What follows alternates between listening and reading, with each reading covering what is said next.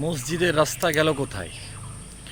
মুঘল আমলের যতগুলো পুরনো মসজিদ আছে, প্রাচীন, প্রায় 500-550 বছর আগের, তো প্রতিটা মসজিদের পাশে মসজিদের মুসল্লিদের জন্য বিশাল অনেক বড় একটা পুকুর, পাশাপাশি মসজিদ যেন চলতে পারে, কোনো ধরনের পেরেশানি না হয়, মসজিদের বিভিন্ন প্রয়োজন ব্যয় যেগুলো আছে সেগুলোর জন্য মসজিদের কিছু জমি থাকার কথা।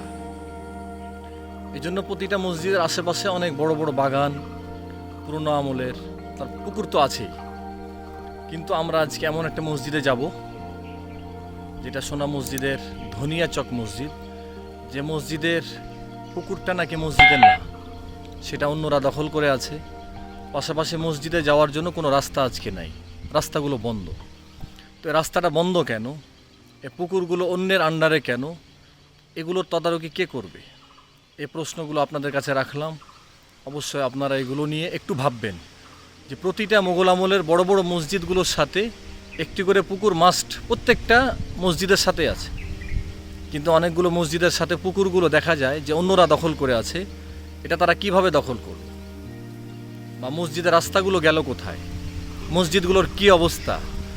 যদি এটা মসজিদ না হয়ে অন্য ধর্মের উপাসনালয় হতো বা উপাসনা কেন্দ্র হতো, তাহলে এটা কি এরকম পতিত অবস্থায় পড়ে থাকতো? এই জন্য অনেকগুলো মসজিদ আপনাদেরকে দেখিয়েছি। সোনা মসজিদে দরজবাড়ি মসজিদ, দরজবাড়ি মাদ্রাসা, তো এই যে সমস্ত মসজিদগুলো, এই যে মাদ্রাসা কমপ্লেক্স যেগুলো, এগুলো আজকে পতিত পড়ে আছে কেন? তো চলেন আমাদের সাথে দেখতে থাকেন, আপনাদেরকে দেখাচ্ছি কত সুন্দর চমৎকার মসজিদ, কিন্তু মসজিদের কোনো রাস্তা নাই। বাংলাদেশে মুসলিমদের ঐতিহাসিক স্থাপনার মধ্যে আরেকটি হলো ধনিয়াচক মসজিদ। এটাও মুঘল আমলের এবং ইসলামের ইতিহাসের সাক্ষী বহন করছে। এখানে মাশাআল্লাহ নামাজ আদায় হয়, নামাজ হয়, চলমান আছে, জুমাও আদায় হয়। অনেক পুরনো মসজিদ, অনেক চমৎকার একটা মসজিদ। তো এর আগে কখনো আমরা গেট খোলা পাইনি। আজকে আসরের নামাজ আমরা এখানে পড়েছি জামাতের সাথে, আলহামদুলিল্লাহ। অনেক চতুর্দিকে খোলা মাঠ আছে, অনেক সুন্দর ব্যবস্থা আছে। এত সুন্দর ব্যবস্থা, কিন্তু এখানে ইমাম সাহেবের জন্য তেমন কোনো ব্যবস্থা জানি না আছে কি না, আমি তো দেখতে পাইনি। তারপরে এই মসজিদে আসার জন্য তেমন উন্নত কোনো রাস্তাও নাই। এটা একটা গেট, এই গেটের রাস্তাটা হলো একবারে মাটির। আমি যদি আপনাদেরকে দেখাই, তো এই মাটির গেট, এ রাস্তা গিয়ে বাগানের সাথে মিলিত হয়েছে। বাগানে যাওয়ার পর শুধুমাত্র বাগান, এখানে কোনো উন্নত মানের কোনো রাস্তা বা কোনো কিছুই নাই। এটা যদি হিন্দুদের কোনো কিছু হতো তো ঠিকই এখানে রাস্তার ব্যবস্থা থাকতো, সেখানে বিভিন্ন ধরনের উন্নত ব্যবস্থা, কিন্তু এখানে কিছুই নাই।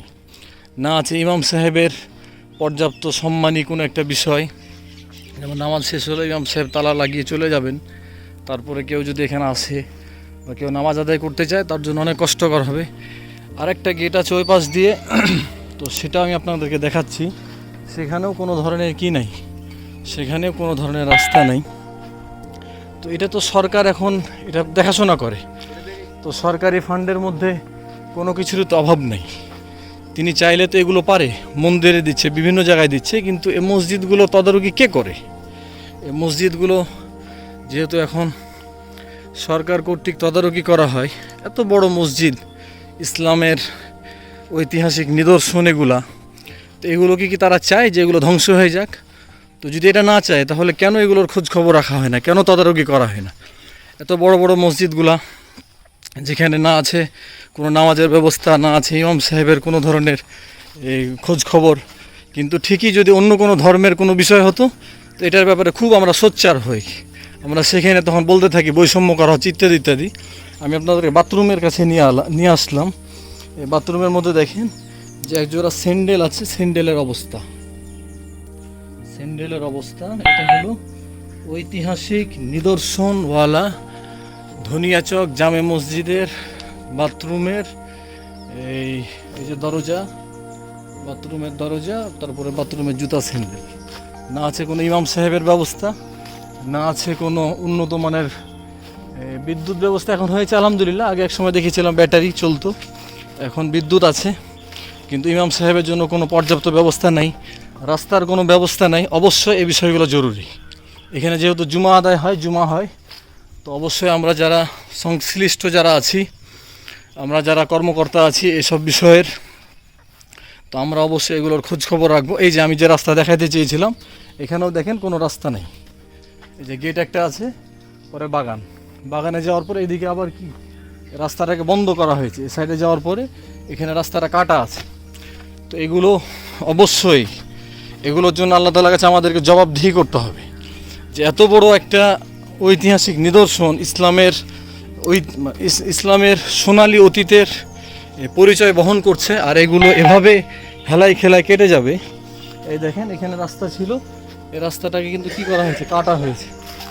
এই রাস্তাটা কেটে গর্ত করে রাস্তাটাকে আলাদা করে ফেলা হয়েছে। নিশ্চয়ই যেহেতু তাদের জমি, অন্যের জমি, তো এটা আমরা কেন রাস্তা করছি না?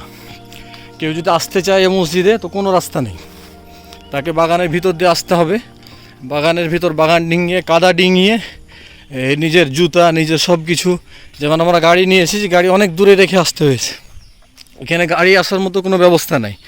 তো অবশ্যই আকুল আবেদন থাকবে যে আমরা এই মসজিদগুলোকে আবাদ করি, এই মসজিদগুলো আমাদের জন্য কান্না করে। এই মসজিদগুলো এখন হয়ে গেছে শুধুমাত্র দেখার জন্য, এখানে ছবি তোলা, ফটোশ্যুটের জন্য। আমরা যেন এরকম না করি, আমরা অবশ্যই আসবো। এই মসজিদগুলো কীভাবে আবাদ হয় আমরা চিন্তা করবো ইনশাআল্লাহ। মসজিদের কোনো রাস্তা নেই, তো এই জন্য অবশ্যই রাস্তা থাকলে দেখা যাবে যে মসজিদগুলো একসময় উন্নত হবে, আশেপাশে বসতি হবে, মাদ্রাসা হবে, বিভিন্ন কিছু হবে। তো আমরা ইনশাআল্লাহ করবো। আল্লাহ পাক আমাদেরকে তৌফিক দান করুন।